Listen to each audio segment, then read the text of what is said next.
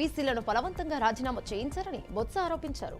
వీసీలను రాజీనామా చేయించారనడానికి ఆధారాలు ఉన్నాయన్నారు. బొత్స వ్యాఖ్యలపై మంత్రి నారా లోకేష్ అభ్యంతరాన్ని వ్యక్తం చేశారు.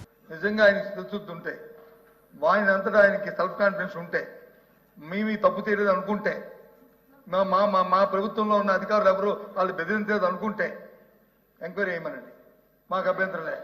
అంతేగాని మీరు వచ్చి ఇవన్నీ చెప్పి ఇవన్నీ కథలు చెప్పి తప్పించుకోవడం చేయొద్దు. నిజంగా జరిగింది. వాళ్ళందరూ కూడా విజ్ఞానవంతులు, చదువుకున్న వారు. గవర్నర్ గారే ఆయన నామినేట్ చేశారు. అప్పుడు గవర్నర్ గారు నామినేట్ చేశారు, ఇప్పుడు గవర్నర్ గారు నామినేట్ చేశారు, ఇంతకుముందు కూడా గవర్నర్ గారు నామినేట్ చేశారు. ఇందులో ఎవరికి ఏ బాధాభిప్రాయం లేదు.